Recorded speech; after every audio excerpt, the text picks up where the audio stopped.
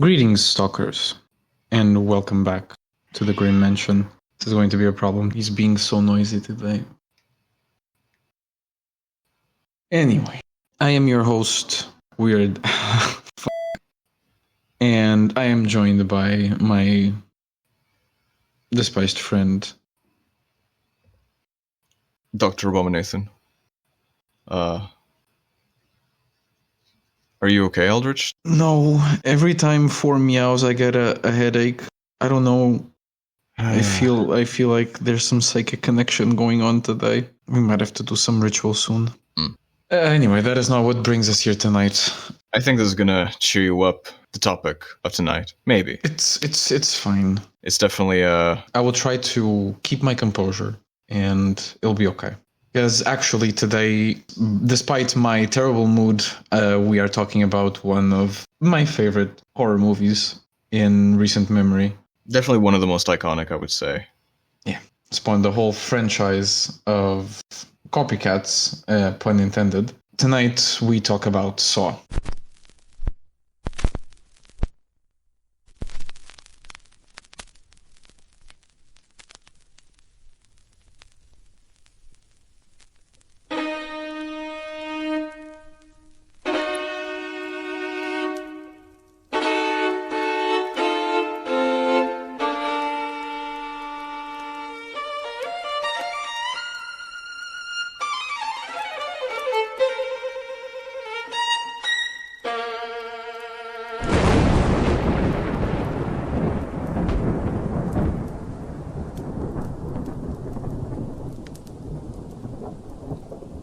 I thought you were gonna say, like, we saw a lot of copycats.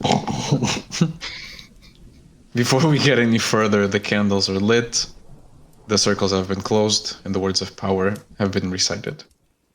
Let us begin tonight's gathering. This is a very, very low-budget flick that was created from a short by what is now legendary filmmaker James Wan. If I'm not mistaken, it was his first big movie, and it was an instant hit. Indeed. Yeah, this was just the influence that this had. And it's not really the personally, like, as going into it, I wasn't expecting what I got, let's say it like that. And in a good way. I was surprised in a good way. Definitely. Especially in the time that it came out. I think it had a lot of word of mouth. I remember going outside at night and hearing people talk about how gory these scenes were, and probably it was a return to the more exploitative movies that we had at the beginning or at the middle of the previous century. But getting a little bit into it, the movie is presented in a very anachronistic order. Yep. How do you want to do this, actually? Do you want to follow the movie, or do we present the events as they should have happened? I guess we'll follow the movie because I didn't write my notes right. in any other Okay, way. fair enough. Yeah, we It's start okay. with basically someone's drowning and this man gets out of a pool, or drains the pool and gets out of it and is in this dark room with apparently someone else. There is a dead body on the floor between these two chained men by the ankle. And we can quickly figure out that Adam, the fella that you just described, he's a photographer. And on the other side of the room stands Dr. Lawrence, who at this point, both of them don't really know why they're here and why there's a dead body. Why are they in this dilapidated bathroom? I guess. Yeah, well, one of them has an idea.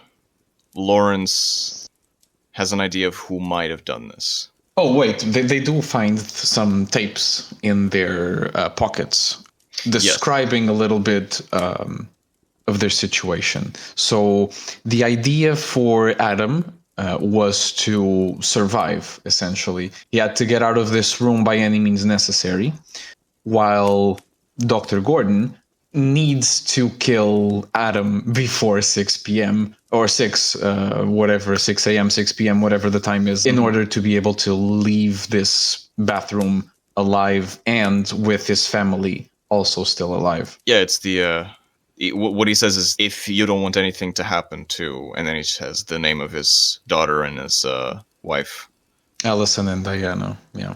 Yep. The movie is very much focused on the victims trying to figure out the situation that they're in and trying to get like the most absurd strategies to advance themselves. So basically, the way that they manage to read the tapes is because there is a tape player in one of the hands of the corpse, but because they're chained to the wall, they have to sort of take out their shirt and use the shirt to reach the it's stuff like that. And eventually they do find, I think in the bathtub, Adam finds a black bag with a couple of, or at least one hacksaw, and they quickly realize that they're not supposed to hack through the metal chains that hold them. It's just not possible. Being a doctor and a surgeon, I think, or oncologist, whatever, he knows that the saw is most likely for him to cut his foot. Yep, it's a bone saw.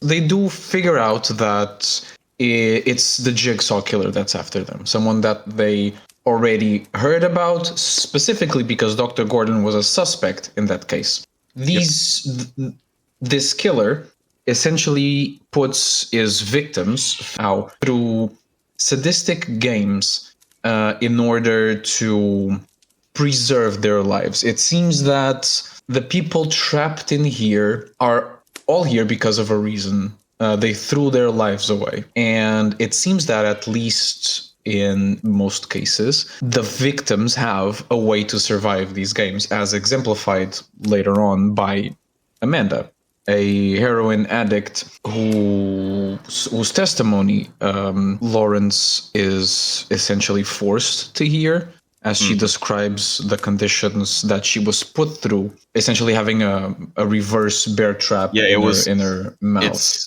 It's the most iconic scene in the movie, even though it's just a flashback. She woke up and there was this contraption around her head, and a TV next to her plays the recording of a puppet, a weird kind of marionette speaking with a very distorted voice to her, saying, "You don't know me, but I know you. I want to play a game." And he describes the reverse bear trap, as you said, that is around her head, and that once she gets out of the chair, a timer will start ticking down. Once that timer runs out, if she's unable to unlock the trap, her jaw will be, how do I explain permanently this? Open. Yes, he says permanently open, but it doesn't paint explodes her head. Yeah, he demonstrates. It's called a reverse bear trap because a bear trap usually is open and closes. This one is closed and will open with the same force as a bear trap closes. Yeah, and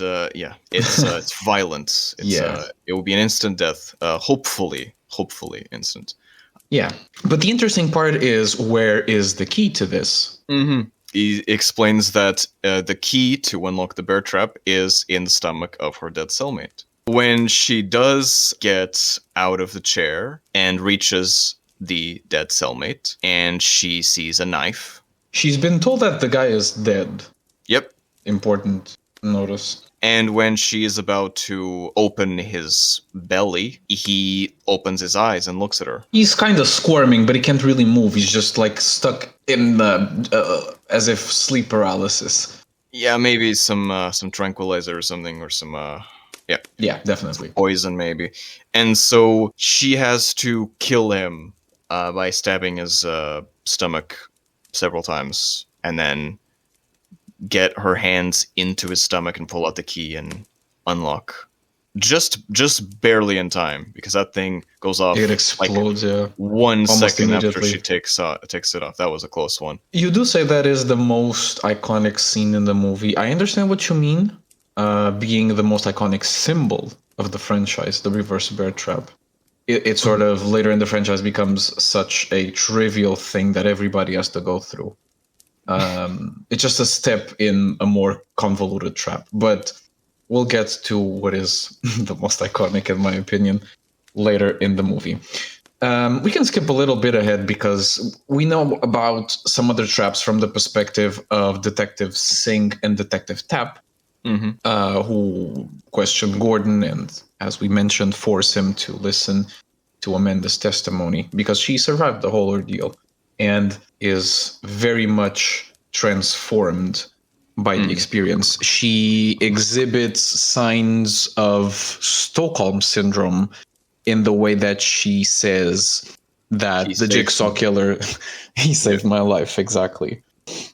It is important to mention that the reason why Lawrence was a suspect of these killings, of being the Jigsaw killer, was because, for whatever reason, they found one of his pens in or near the place of one of the in one of the crime scenes, exactly. And so now Tapp is they can't really because his alibi held, so they can't really frame him, but Tapp is tapping into him. Nice. So now that you mentioned, there's a scene that we can also talk about how Gordon is talking about his day when he first got these news, and they're talking about he's describing a patient who has terminal brain cancer, and since he's probably giving a class or describing the patient to other medics, other doctors, he's just strictly sticking to the necessary information, not giving any identifiables. When a janitor, I think, named Zep, I think so, just happens to pass by in front of the room and mentions that his name is John Kramer, and he's a very interesting fellow, according to him. This Zep character is going to be important for reasons. Indeed. I don't want to break the flow of the movie because you keep going. There was a scene in which Adam, because Lawrence basically throws his wallet to Adam so he can see the picture of his family. His family photos, and Adam notices that one of the instead of the photo, happy family photo that he's talking about, right, was the photo of his wife and daughter gagged, and I don't remember what it's written, but it's something like But it's something. There's written. Like a taunt. There's a taunt in the picture, definitely, and signed with a jigsaw puzzle piece, which is his signature. And behind the image, behind the photo, it says X marks the spot. I think it also has the follow your heart thing, or no, it's just that was the whisper, and then this one says you're right. Yeah. X marks the spot. It takes a while for Adam to show this to Larry because he's aware that this is his family, and he kind of has some empathy for him, and he's like, well, he manages to convince him to turn off the light to see an X glowing in the wall, and they break the wall and they take out a box which has cigarettes and a telephone, like a small cell phone, a flip phone. Yeah, right. At the time, it was flip phones. Man, so many different types of phones nowadays. There's the note too. I can let you talk about the note, but isn't also around this time that they figure out that the mirrors in the bathroom are a one-way mirrr and that they're being watched? True. There's a camera recording, or at least broadcasting the entire thing to an HQ, essentially. Yep, they are being watched. We'll get to it later. Tell me about this note, though. Did I write the note? It was about the thing about the poison, that he doesn't need a gun to kill. Because there is a bullet in the. There was a bullet also in the box, right? Or two bullets, at least one bullet. The corpse they were talking about has a gun. Right. The note describes. I'm pretty sure that the note describes something about poison and how poison you would rather shoot yourself then die slowly, and you don't need a gun to kill Adam, something like that, because the corpse in one of the hands of the corpse is a gun. There's which a revolver, supposedly- Right, supposedly this person killed themselves. That's the narrative storytelling, anyway.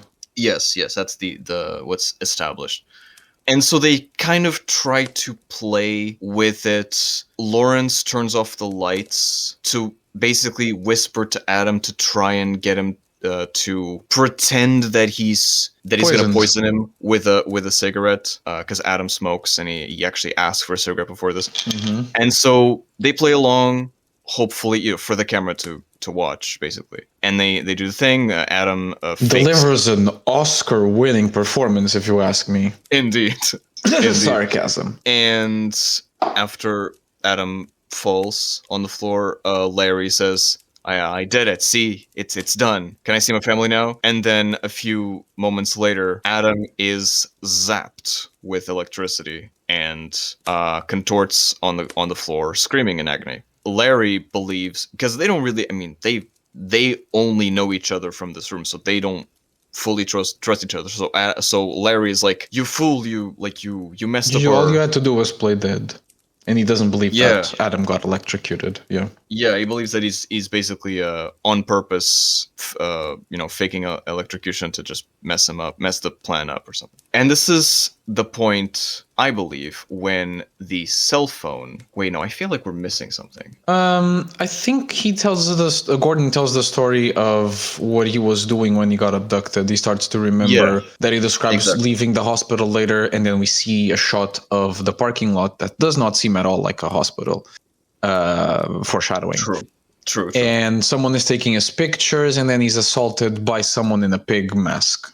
Mm-hmm. Then Adam tells the story of how he got abducted when he gets home and finds Billy, the puppet, in his dark room, where he was actually revealing photos of Gordon. True. Yeah, this is when then the phone rings. But there is, I believe there is one more scene, and this has to do still with the police, but maybe this is after. I'm not entirely sure. Has to do with Tap, his mate. They get close to the location of the Jigsaw killer, and they actually come face to face with him. But they can't really catch him. And Sink is there's a death trap to slow them down. There's a lot of stuff happening, and in the chase, Singh gets his head blasted by several shotguns, traumatizing Tap, and is eventually forcing his retirement, but not his determination to catch Gordon, because this man is convinced that Gordon is the Jigsaw killer. Yep, indeed. Just because of a pen. Mm-hmm. Exactly. So then, as we were saying, Allison... Lawrence's wife is on the phone, tells him not to trust Adam, who eventually admits to being the one taking pictures of Gordon, but not for the Jigsaw killer as we were expecting. He's taking the pictures for Detective Tap, who again is convinced that Lawrence is the killer. It's all an elaborate ruse. Mm-hmm. Man, this guy, this takes such turns. It's insane. Mm-hmm. Lawrence realizes that he's in this trap because of the marriage that he's in. He's cheating on his wife, and even though he was out and that night, not at the hospital, he was meeting with a woman that he ended up not cheating with.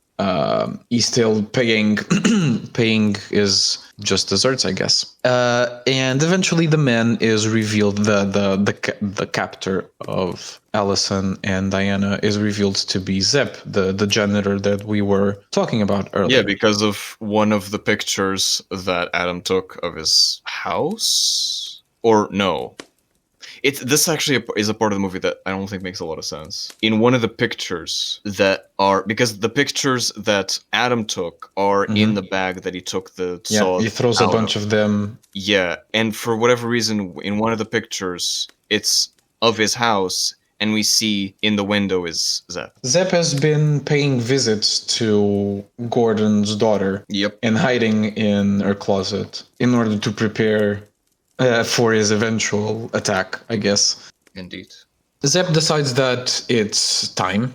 Now that it's time. Yeah, he's also playing his own version of the game. If Lawrence doesn't kill Adam, he is to kill Allison and Diana, and them's the rules. Mm-hmm. Yeah, and he almost does that. He goes in, and Allison manages to outsmart him, and there's like a huge scramble. Also, at the same time this is happening, Tap, who was staking, essentially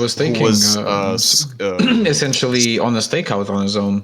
He rented the room across Lawrence's, and he's spying on him. Yeah, exactly. Like he's spying on, and he hears the gunshots, and he comes running into the house and goes after Zep. The two. The mom and the daughter managed to get away, while Zep is running to get to where Larry and Adam are, and while also fleeing from Tap. There's just a huge like chase scene at this point. All of this is or at least the scramble and the gunshots are being heard through the cell phone by Larry, who is, how do I describe it? He is a broken man at this point. He has lost, he feels like he's lost everything. He doesn't know what's happening. He imagines that his wife and daughter have been shot multiple times. He doesn't know. He's just heard that and them screaming. And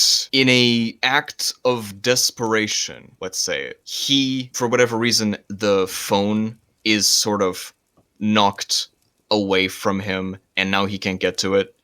And so in an act of desperation, he decides to saw off his To be fair, foot. the only thing he's hearing is screams and gunshots, so he assumes that his family is being killed. Yeah, exactly. He reaches for the gun that is in the other hand of the corpse, and he shoots Adam. And this is when Zep arrives, opens the door to the bathroom where they are, and looks at Adam, checks if he's dead, and then says, "It's too late. It's the rules." And he goes to shoot Larry. And Adam, who wasn't dead, jumps at Zep and manages to bash him in the head with a sink, I think, one of the broken sinks. And it's revealed that Larry had shot Adam in the shoulder on purpose. Because Adam is still, he can't saw his foot because his saw broke, and he wouldn't want that probably. So Larry offers. He says, "I will stay here. I will get you some help. Like I'll get you out of here." And Adam is like crying for him to not abandon him, but Larry goes anyways. I forgot to mention that Zep actually killed Tap before this. Shot him in the head. The most iconic scene and this of the is movie when happens. So Adam finds the tape in Zep's body and discovers that he is also playing the game. I kind of jumped the gun there. But in the middle of all this, the corpse that has been standing in the middle of the room rises. He takes out the prosthetic that was pretending to be a fatal gunshot wound to the head. And the person in there is the sick man with terminal cancer in the bed earlier, John Kramer. He is the Jigsaw killer. The key for him to leave his shackle was in the bathtub that he drained, so he lost it forever at the beginning of the movie. Yep. And then he tries to shoot John with the empty revolver, or the revolver that he has, but he can't because he's electrified, revealing that once again, the mastermind of this entire thing has been in the room with them since the beginning. And has in his hands, He has a button that he can press to electrocute. He knew they were f***ing with him the entire time. And before he closes the bathroom door, there's this rising music as the plot twists are all being revealed. And his last words are, "Game over," slams the door shut. And in the darkness, all we hear is Adam asking for not to be left alone. Yep. For a first movie, this is insanely good. Yeah, this is there's a lot to dissect here. Something that I feel like we failed to mention relating to right. So the reason why the plot twist is so good and it works in the case of being John Kramer, the real Jigsaw killer, is because this is the only other character that was mentioned by name. It is in the entire definitely a movie. Chekhov's gun and There not are a no red other herring, characters mentioned by name. Yes.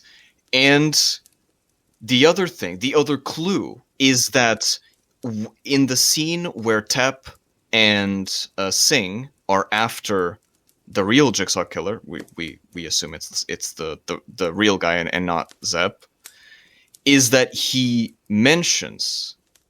So while there's that whole contraption, with the screws, he's trying to, kill an innocent victim to distract him and buy him time, etc., etc. He explains a little bit of his motivation, and he says, like, I don't know the exact quote, but he says something like, "I have very I have very little time left, and I hate how little people value their life," It isn't, or something like that. So it's established that he has a terminal illness. It's one of the first things that's established when he's talking about the tumor that he has on his brain is that it's inoperable, late stage, can't do anything. This man's gonna die. And so he goes out there with his questionable methods, trying to teach people not to squander the precious time that they have on this earth. Mm-hmm. It's interesting to see that every trap that is conceived by the original Jigsaw killer in this movie and in the sequels, all of them have a way for the person to survive. And when I earlier mentioned Amanda, she becomes a very, very important character for the rest of the movie because the symptoms of Stockholm Syndrome are real. I wasn't mentioning them because I had a hunch. They actually do a good job of portraying that, but I don't know if they had plans to make a second one right off the bat, but what matters is that Amanda becomes a sort of right-hand woman to John Kramer. She starts seeing him as a father figure who gave her the precious gift of life. It's like she was born again through him. Yeah. 4 is actually up again. You can cut this part out. We'll be right back.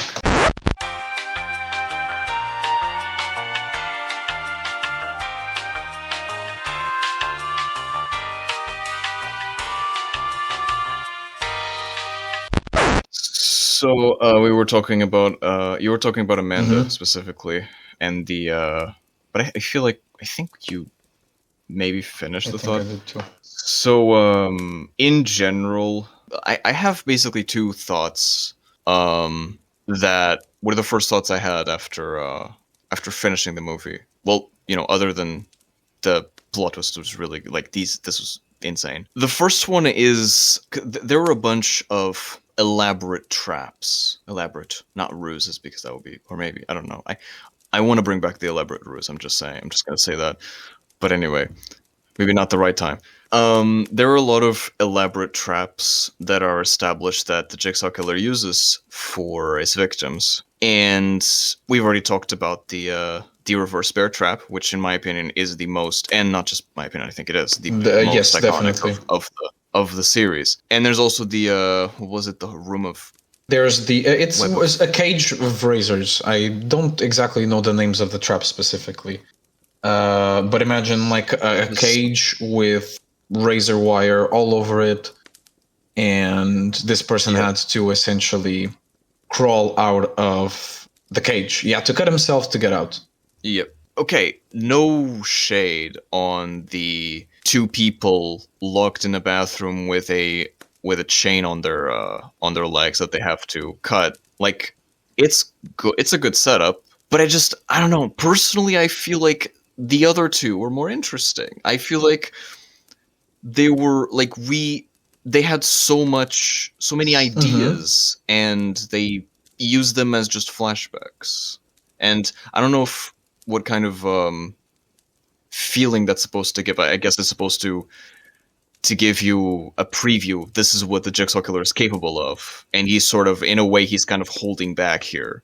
I don't know. To me, it was kind of like, I don't Obviously, the know. It plot felt demands it that this one is a little bit different, but true. at the same time, even in the narrative, he is in this one. He's not watching from afar. He's living it. Hmm.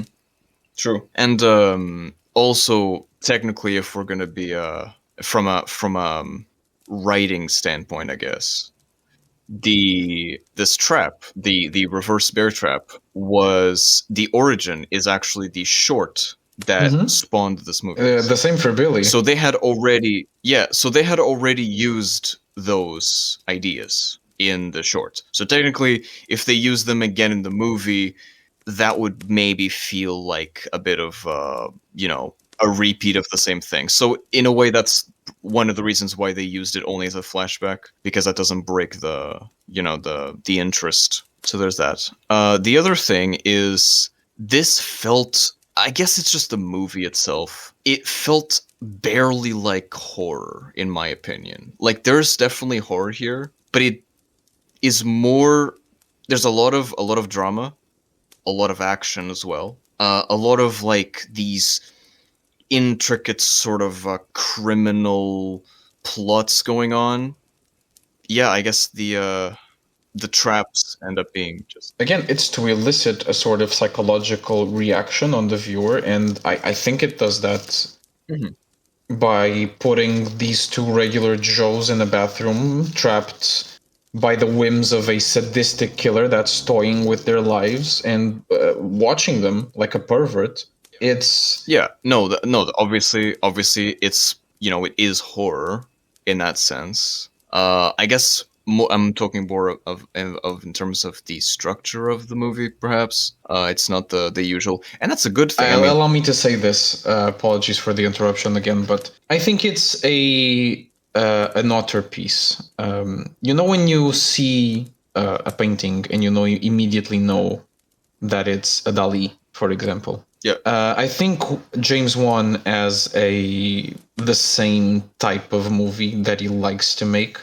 There's a mysterious setup with a lot of foreshadowings that you will miss the first time you watch the movie, and it all sort of builds up to this incredible plot twist that you should have seen coming at least an hour ago. I feel like the movies that he makes all follow this, or at least not all of them, obviously, but his horror movies all follow this sort of formula. yeah. No, I definitely, I guess the expectation, maybe I've gotten used to a different kind of movie, perhaps, because the expectation of the structure, like that's why I mentioned that, like the scene that was just a flashback of what Amanda was describing of what happened to her, that would have been extremely intense if that was an actual scene in the movie.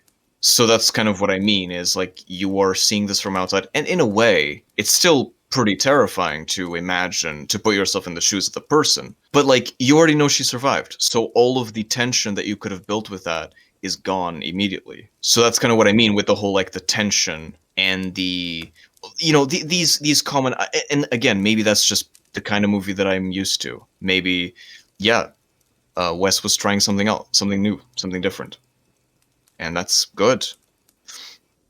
You don't need to go there. It's not really a. I'm not saying the movie's worse for it. I'm saying just kind of different, unexpected, in Mm-hmm. my opinion. No, I agree that is shot differently from a traditional horror movie, but it launched his career and it put this man on the map with such a force. Because I feel Yep. like to this day, there's very, even himself, I don't think he has stopped himself at least personally, with the same type of twist that he did, for example, in Dead Silence, or what's the other one that has a cool twist? Malignance. I think he never ever was able to top the Saw, at least for me. Yep. To start your movie career with this. Yeah, it's hard. It's hard to top. Definitely. Even, for example, even and- the character of Tap, in my opinion, is a cop's worst nightmare. Imagine being so focused on this quest to prove that the wrong guy is the killer. You know, Yep. like, Indeed. even that is, in my opinion, horrific, because he died, or at least we think he died, completely unjustified, thinking that he was after the right man. Yep. I mean, he at some point he does go after Zep, so I don't think he knows that Zep. I don't know if he knows that Zep is being manipulated Probably as not. well. They were all being played it's- like fiddles. Yeah, that's the thing about the Jigsaw Killer, is that he's just so He's smart. 5 steps He's ahead. Yeah, he's playing 40 chess, and I know this is overused nowadays, but he's actually playing 40 chess in here. He's. Wait, isn't it 3D chess? You know, where the pieces go up and down? I don't know. People say 40 chess nowadays. I don't know why they say 40 chess. Oh, because you're thinking, oh, I get it. You're thinking with time. You're thinking with portals. But still, there's chess is in 2 dimensions. So why? Where's the like? I don't know.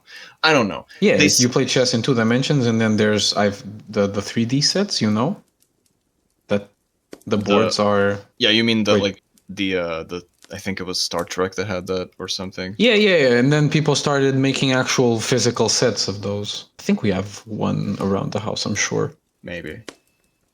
In the basement, the second. Now Basement. 4D chess, because you're thinking ahead, or you know. Yeah, I don't know. Okay. Multi-dimensional, I guess. Very weird expression. I don't know. The mortals have some weird expressions. But yes, that's what he's playing. Mm-hmm. And I have nothing but respect for that. It's, in a way, this is. I have to say, this is one of my favorite movies because it is. Well, it's what I aspire to be. He I am is not a role model. Indeed. Yeah, I am not as good as the Jigsaw Killer, and I wish I was. We can always improve. You see, even with our centuries of experience, we are still being taught stuff Mm-hmm. by movies made as little as 20 years ago. And Well, by a little mortals, over. at least as far as we know. But it's sort of, I like to see it as the way how humans, being, you could say, the superior animal. I mean, that's debated, but they can learn stuff when they look at, for instance, ants, a colony of ants, and they can learn from ants how their system is structured. I don't know. It's just an idea. Just a thought. Like, we are learning from mortals in the same way. Deep. What else is there to talk about? I remember that the movie was, we mentioned it already, extremely influential. Mm-hmm. It spawned sequels like to this day. I don't think there's a new one coming out this year, but essentially the exploitation genre was reborn as torture porn with Saw, I guess. putting people in these sadistic situations. Most of them evoke a lot of Freudian stuff. Everything, things could feel a little bit sexual, even between the relationship with. Even there's none of it that I remember in the later movies between, for example, Amanda and John, but clearly brought this this thing to the limelight again, which was essentially dead, I guess. I hadn't seen a movie that, or a franchise that was this bloody for quite some time. Mm-hmm. And it does make you think. Of course, we don't really, or maybe we do think about it. I don't know, but the value of someone's life. What would you do to keep yourself alive? It's a very interesting premise. I feel like or at least from what I hear from the newer generation, is that if they were put in this sort of situation, they would just die because at least they don't have to go to work tomorrow. Yeah, we I don't think this we're movie would have worked nowadays. You're right. I think we're in a time where people are really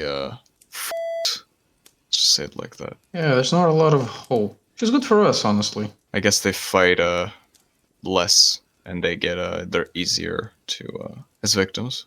That's an idea, but yeah, Jigsaw. What is this obsession with calling everyone daddy now? I don't know. Maybe it's because they miss their dad. I don't know. It's a It feels very sexual. I couldn't tell you. Yeah, anyway, this one, in my opinion, is a certified 10. I thought you were gonna say something. 10 saws out of 10 saws. What can I say? 10 jigs out of 10 saws. Nice. There we go. I agree. Well then, candles are out, these circles have been erased, and we will let silence reign again. The Grymm Mansion is closing its gates. Have a horrible night, and until we meet again. I want to play a game.